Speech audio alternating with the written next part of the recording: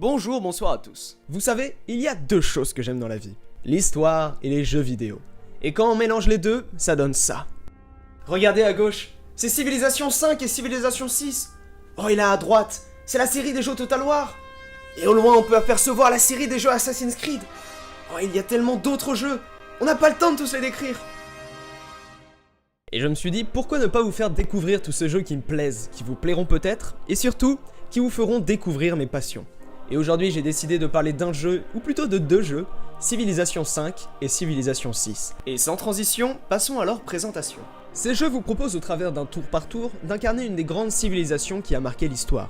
Chacune de ces civilisations a accès dans les deux jeux à 3 bonus uniques, auxquels s'ajoute dans Civilization 6 un bonus de dirigeant. Une fois votre civilisation choisie parmi un nombre de possibilités tout simplement énorme, vous évoluerez dans un monde fait de cases hexagonales, où il vous faudra fonder et développer des cités, créer des alliances, conquérir ou faire la paix, bref, bâtir un véritable empire.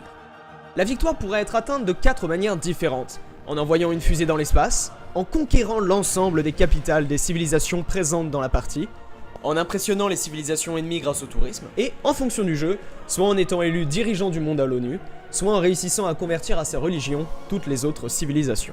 Vous devrez pour cela contrôler des cités, que vous aurez fondées ou capturées à vos voisins. Ces cités devront être développées grâce à des aménagements effectués sur le territoire de la ville, ou grâce à des bâtiments construits à l'intérieur même de vos villes. Civilization 6 propose même un système de quartiers, pour faire de vos villes de réelles mégalopoles. Ces cités seront la base de votre empire, car elles produiront l'or dont vous aurez besoin pour payer vos soldats et entretenir vos bâtiments. Elles produiront aussi de la culture qui développera votre gouvernement, de la science qui vous donnera accès à de nouvelles technologies, et du tourisme qui pourra vous offrir une victoire. Il vous faudra aussi construire une armée qui correspond à vos besoins sans pour autant vous ruiner, car le choix de vos troupes est primordial. Préférerez-vous une horde de cavaliers qui rasera tout sur son passage? Une armée de légionnaires et de balistes prête à construire un empire? Ou une force de frappe qui repose sur vos archers et qui sera capable de résister à tous les assauts? Le choix vous revient.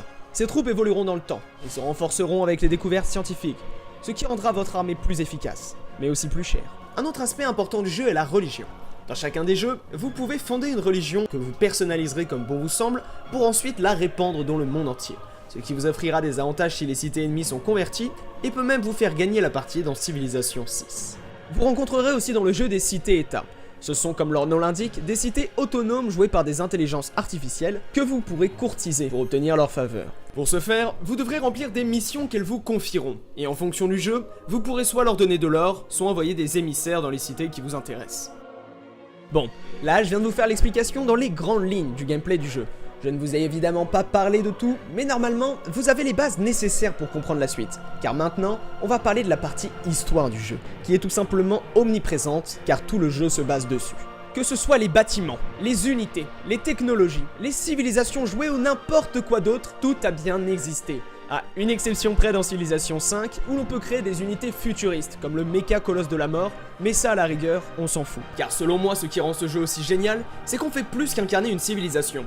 On fait réellement tout ce qui est en notre pouvoir pour faire survivre et prospérer notre empire au fil de l'histoire. Mais il faut quand même que je vous le dise, le jeu ne fait pas vraiment revivre l'histoire.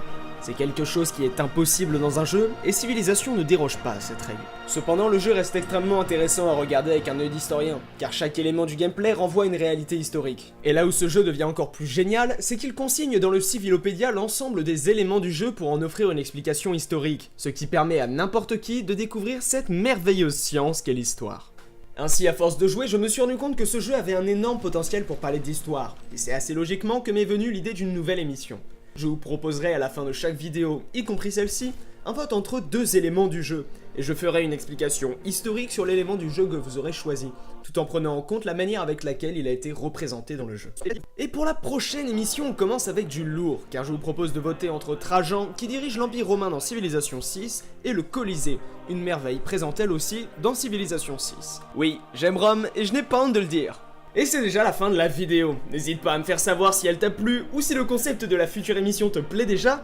N'oublie pas non plus de voter pour la prochaine fois et surtout, n'hésite pas à commencer à jouer à cette licence merveilleuse que je te conseille chaleureusement. Et sur ces beaux conseils, je te laisse et je te dis à la prochaine fois. Salut!